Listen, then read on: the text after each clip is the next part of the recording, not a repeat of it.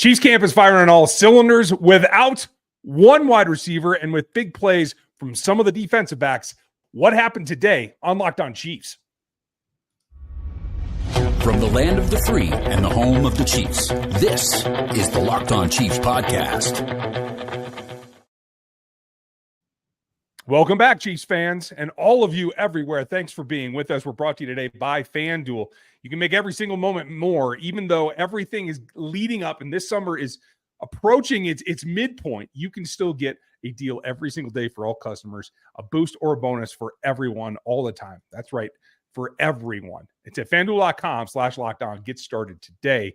We have gotten started, and we've had a couple of hiccups. We're going to run down training camp, everything that happened out there for you today, and the big takeaways and what they move. I'm Ryan Tracy, the founder of Rogue Analytics and Performance Consulting. You can find my work over on NFL33.com as well as RGR Football. And this is my partner, Chris Clark. If you don't know us, he runs KC Chiefs Corner. You can get subscribed over on his Substack, and we've been doing this for going on 8 years at this point on this show. So welcome in. We are your daily voice for the Kansas City Chiefs. What happened out there? What are the moves? A couple of transactions that are important and do have an impact on the roster, along with who's getting whose reps at offensive tackle. That's coming up later in the show. The wideouts are continuing on the rise, but not the same way that they were yesterday. That's coming up next, and we start because after what was a great day one for the offensive side, just dropping some Hail Marys out there, it's the Chiefs defense that strikes back today. Make sure you like, sub, and hit the bell here on YouTube. Get on Spotify, Apple Podcasts, or any audio platform to get us every single day like the Locos do. Our everyday listeners, we appreciate you guys. You can get that much more. If you want to make us your first listen and your second listen and your third listen, and you want that much more, you can get it on the text line at 816-357-8781. Defense is back on the board. A lot of big plays today. All over, playing, I think, probably the best that I've seen on a day two camp for a secondary, especially one that is this young, against what is purported to be an offense on the climb back. You had interceptions from multiple players today, maybe none better than an off play that crossed the formation where Trent McDuffie was just reading the ball. He was not expected to make a play, was able to just hustle back, create the PBU on McCole Hardman, and maybe explain what Steve Spagnuolo had to address later in the show. He can do it all, and he doesn't have to be in a consistent place. We'll talk about whether it should travel or not here in a minute, but play of the day today, Trent McDuffie breaking up a pass from Mahomes to Hardman. Really? You're not going to give the play of the day to Chris Jones returning an interception? Come on. We're going to get there. No, McDuffie was all over the place, and he has continued to show why he is where he is in the NFL and for this team, and rightfully so. The Chiefs are moving in that direction. He's obviously going to be their number one corner this year, and you look at that play that he made in McCole Hardman. He wasn't even really in coverage. He made that play just by reading the ball. It was ridiculous because, I mean, the amount of ground that he had to cover just to go make the PBU was impressive. Yeah, it was a great day out for him. He was kind of all over the place. I saw multiple plays. Obviously, other guys made some plays, including Chris Jones. That came on a tip. I believe it was Shamar Connor that Joshua Williams actually pulled down for the interception and then had the forethought for the trailing defensive tackle to pitch to him so that Chris could get his hands on the ball for once. I don't know if Chris has actually touched a football in quite a while, so kudos to him, but he looked fairly nimble doing it. Yeah, not so sure it was actually trailing, but it is what it is. Doesn't really matter. It's training camp, no flags to be thrown. Chris Jones had fun. Josh Williams was having fun. Williams has been somebody that is really stepping up this camp, and that's, I think, another good thing for this Chiefs defense is you are looking at a situation where you were trying to figure out who your second corner is, and Williams is not going to make it easy for a guy like Najee Johnson to take his job, which is basically what he would have to do at this point. And Steve Spagnuolo said as much today in his presser that Najee, Jalen, when he's back, and Joshua are all kind of in the thick of it for that second outside corner spot. And that competition is going to be pretty fierce. This obviously makes another takeaway feather in his cap, but he wasn't alone. DJ Miller also got a takeaway today. Curtis Jacobs almost had one. A lot going on there. But the bottom line is like yesterday, the offense came out and showed you what it could do, that it has some explosiveness. Today, the defense came back on out and said, hold on, we can do stuff too, including Drew Tranquil punching a ball out, which was another, I think, interesting comment from Spags, that they track that. Not just how many times the ball comes out, but how many times you swing at it. Are you being productive at trying to get that ball out of the ball carrier's hands? Yeah, and from what I saw, I think that Rashee Rice had 2 of those drops, or not drops, but 2 of the fumbles. So that's something to watch when we talk about the wide receivers a little bit later. But you look at how this is going to go with the secondary and how this is going to go with the defense. And, Trent McDuffie has shown that he is going to be the number 1 guy. And like you said, Watson and Williams and Najee Johnson all competing for that number 2 corner spot. The interesting thing about that is, and we've already talked about this, but I'll say it anyway, for anybody that's new here, they're not going to be competing for the number 3 corner spot. That's going to Jamari Connor, we believe, because he's going to be the nickel guy. Those 3 guys don't really play nickel. That's not really going to be a position that you're going to see them play. So it's either going to be you're going to be the 2nd corner, 4th corner, or 5th corner on this roster, and that's really what they're competing for right now. So it's going to be interesting to see how that plays out. See if Joshua Williams can keep up the good work and what he's doing. And I'm not sure. I don't think it's tomorrow, or maybe by the time you're listening to this today. I think it's maybe on Wednesday when pads come on. But that will be something to watch as to how things change. I know we're talking about backfield, but that really matters when you start talking about, punching somebody at the line and getting into how you're going to be playing defense and all of that. So that's going to be something to watch too. Yeah, absolutely. It's coming here quick. As is, I think, the evolution of what the defense is going to look like, even in the secondary. The last thing that Spag said that I thought was really a good takeaway is that he is intending for Trent McDuffie to possibly be, right now, on a game-by-game basis, that takeaway corner, that they're going to move around and travel. Spag said that specifically today, and I think that is also indicative of you got to find another guy that can flip-flop when he needs to. And so that, I think, puts some emphasis on that. Doesn't look like it's going to be a year-in, year-out thing like it was for L'Jarius Sneed, but that's progress. So they're going to have to be able to move around the field because the wide receivers are coming out hot. They had a good first day. They continued today. How hot are they? That's coming up next here on the Locked On Podcast Network. When you're hiring for a small business, you want to find the quality professionals with the right fit for the right role. That's why you have to check out LinkedIn Jobs. It has the tools to help you find the right professionals for your team. I'm always looking at LinkedIn. It isn't just a job board. LinkedIn helps you find professionals you can't find anywhere else. Even those who aren't actively looking or searching for a new job might be open to the perfect role. In a given month, over 70% of LinkedIn users don't visit other leading job sites. So if you're not looking on LinkedIn, you're looking in the wrong place.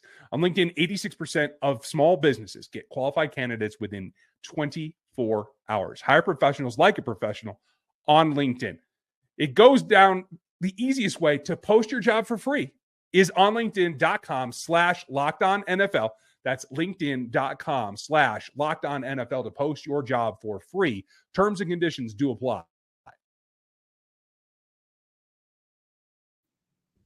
Make sure you check out the Locked On Sports Today feed, folks. You don't have to listen to shouting heads at you anymore like you do on the other major networks. You get our experts every day on every team you're looking for 24/7 on Locked On Sports Today here on YouTube or on Amazon Fire TV. Check that out. I'm excited because I was pretty pumped when the rookie comes out, has a nice day, makes a big play yesterday. I'm even more because at this point, those are good flash plays, but you have to have the bread and butter, the move the ball, the do things every single day. And that's what Hollywood Brown is becoming. Had another great day out there. A couple of touchdown catches, really showed some ability to move around the field when it has to be a recognition factor with the quarterback. I think what this is showing me is that at this point in camp with the newest guy on the roster, I feel like this is growing into probably what is going to be a functional wide receiver one relationship. And I'm glad to see it so early. If that chemistry can continue to grow, sky's the limit for these two, isn't it? Yeah, I would say so. When you look at it, and one of the things we've talked about during OTAs, and one of the things that we continue to say is that we need to be able to see guys stack days. Well, media can't be there during OTAs, so we couldn't see if people were stacking days. This is where it becomes more important because now you see back-to-back days that you have Hollywood Brown and doing good things on the field and having chemistry with Patrick Mahomes. And I don't want to go too far with it and get too excited because still no pads and it is the second day of camp, but it's exciting to see it because you're in a situation where they need somebody to step up and be wide receiver one. And he's showing that he could have the ability to do that. And if he is able to step into that position and do that, Kansas City's offense takes a huge step forward because I don't think that you could argue that they really ever had it at wide receiver one last year. And let's throw out the fact that Travis Kelce is wide receiver one. We all know that. But when you're just looking at the wide receiver group, they didn't have a guy that was really their guy until Rice took on late in the season. And I think that is going to be something that is going to be a different thing this year. Absolutely. And having that guy step forward and be the veteran Hollywood Brown, I think that's perfect. He's in a contract year as well, so that certainly does help. But when you look at the rest of the wide receiver group, especially the guys that we're talking about, Xavier had to miss today with a illness. We'll see what that actually means. I think everybody kind of hiccuped a little bit when the day after making a lot of noise, he was not on the field. I don't know that it's an injury or if there was anything related to heat exhaustion or anything like that. So let's hope that tomorrow's a new day and he's right back out there. We're going to see what happens. But that caused a little bit of concern around Chiefs Kingdom. For me, I'm okay with it so far. Are you nervous? I mean, it makes me nervous that he wasn't out there 2 days in a row. I think that's been the big thing is, after what happened in OTAs, you were curious whether or not he was going to be able to stack days and just even be on the field, not even really have to stack days when you're talking about, having good days. Just can he be on the field? Can he be somebody that they can count on to be on the field on a regular basis? He never really he didn't miss a ton of time at Texas. But he has seemed to already miss a lot of time in OTAs. So, yeah, it's a little concerning. But obviously an illness is an illness. And when you're around all those people that you're going to be around for the next couple of months, things like that are going to happen. Yeah, I think you're absolutely right. The other interesting twist here is that Rashee Rice did have the fumble or two today, but is out there because he's part of that top three.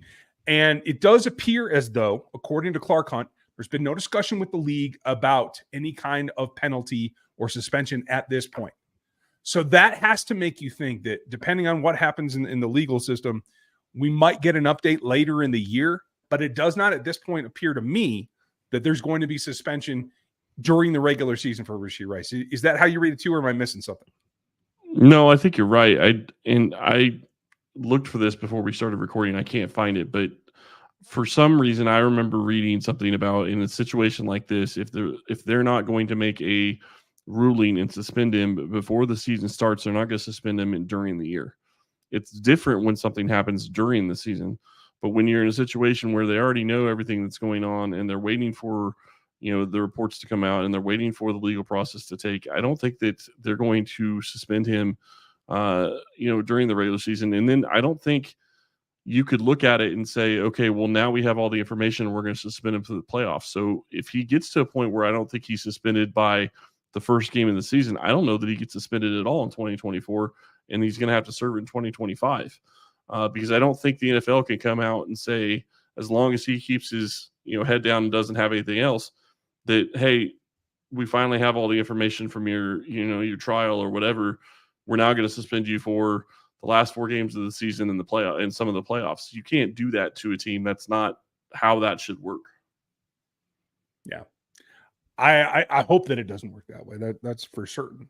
But whenever something comes, we'll have to address it at that time. But right now it feels like this is going to be a season where it can become whatever you want to call it. 3 amigos, 3 musketeers. Let's just hope that we don't have to call them the 3 stooges. But the 3 guys that are going to be the primary wide receivers on this roster.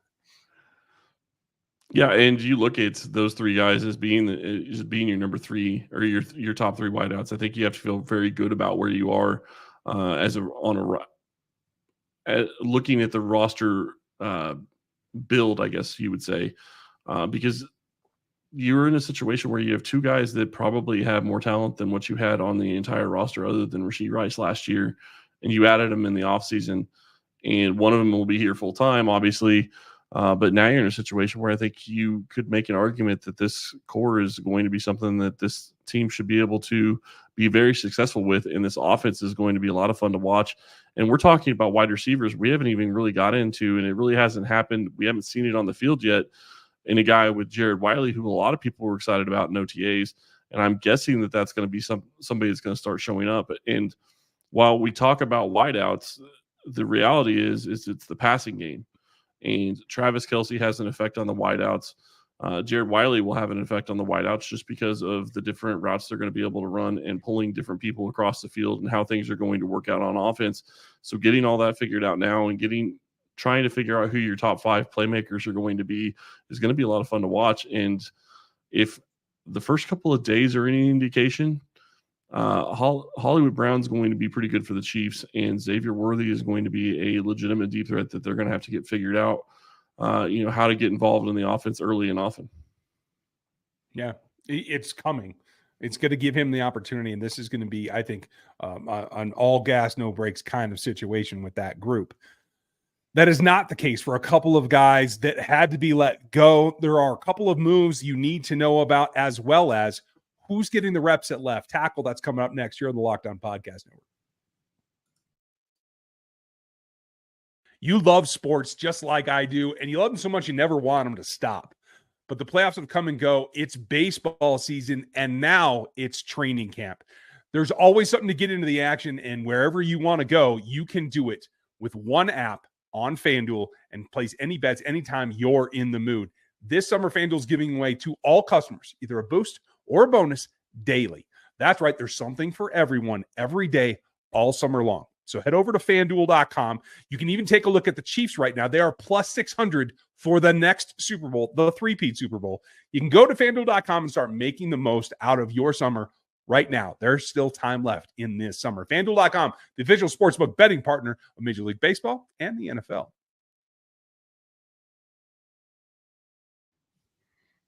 This time of year, it is always a challenge. If you want all the information, make sure that you like, sub, and hit the bell here on YouTube, and get with us on Spotify, on Apple Podcasts, wherever you like to get podcasts. You can get us free 5 days a week.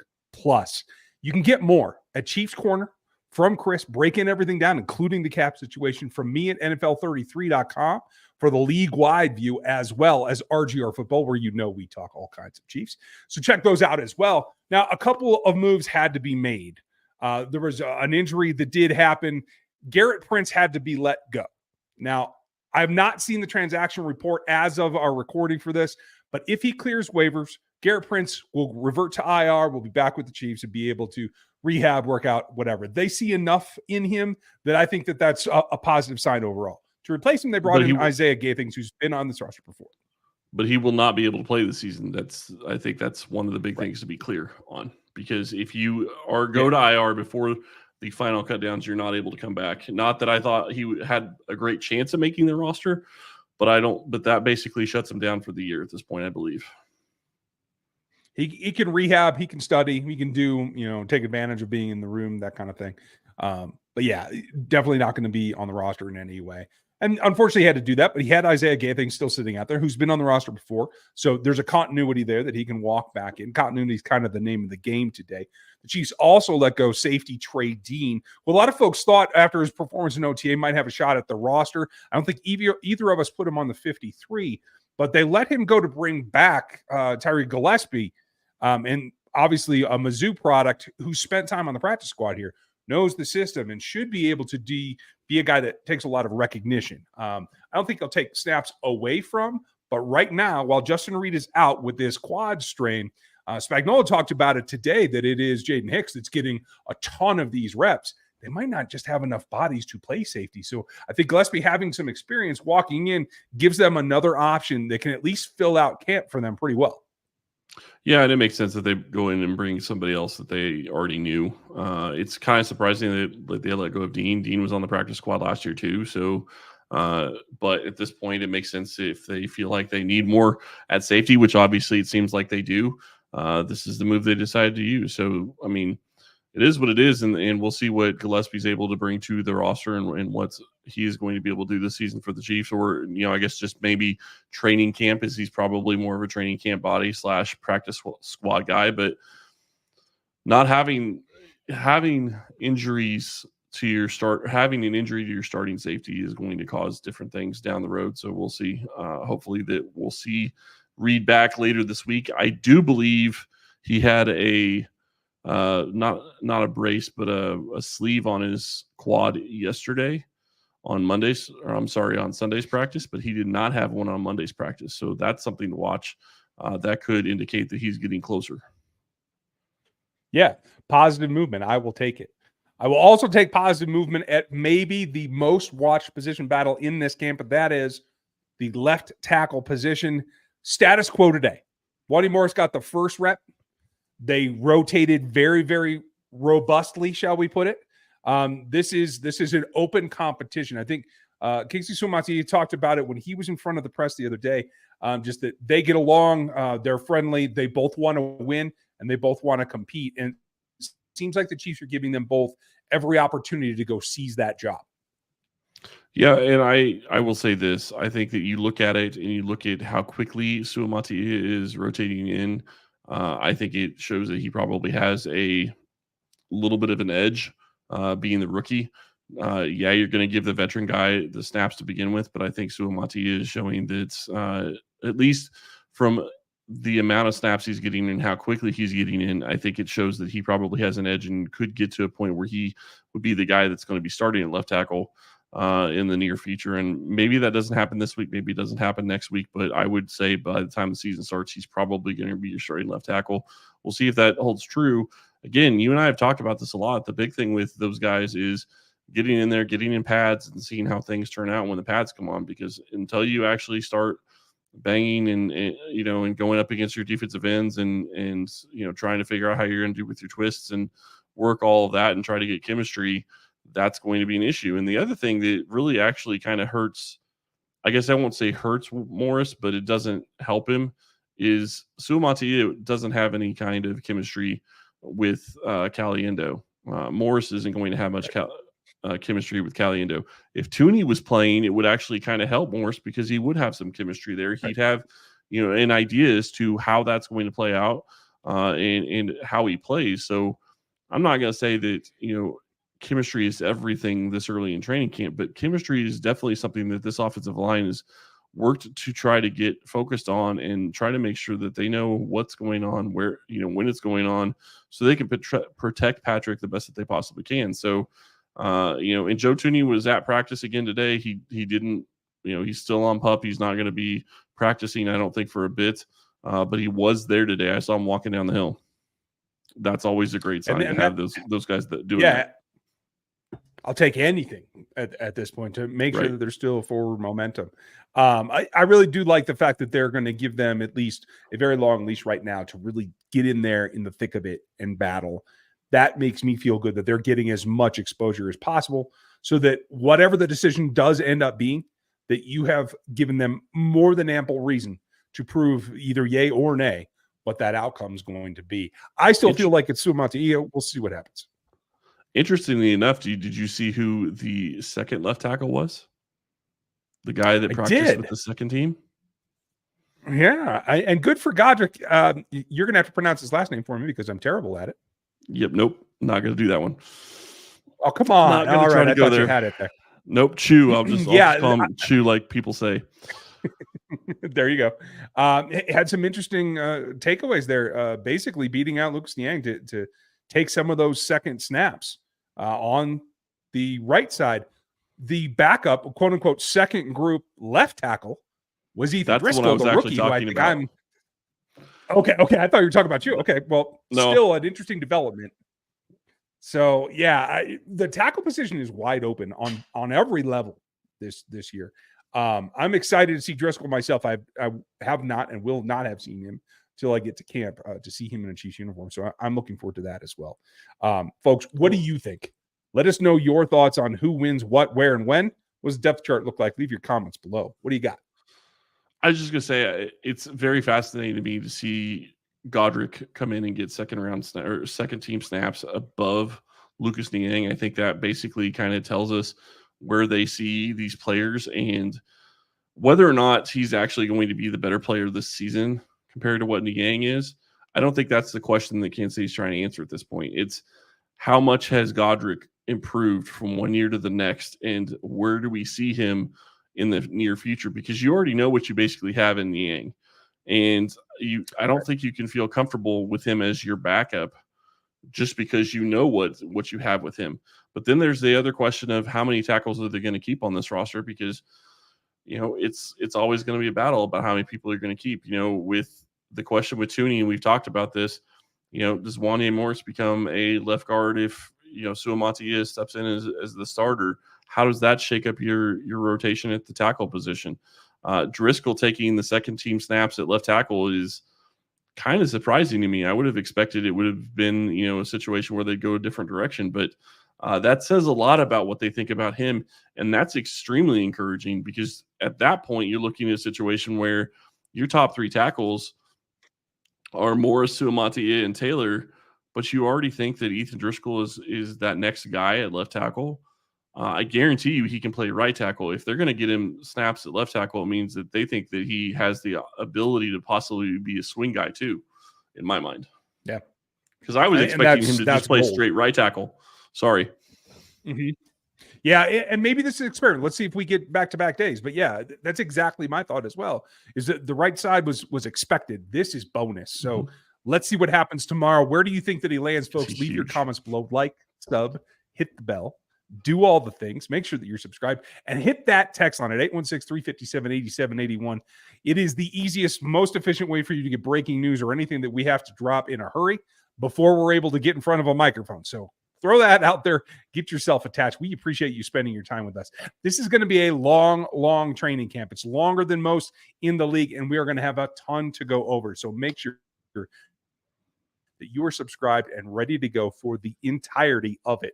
We appreciate you being with us for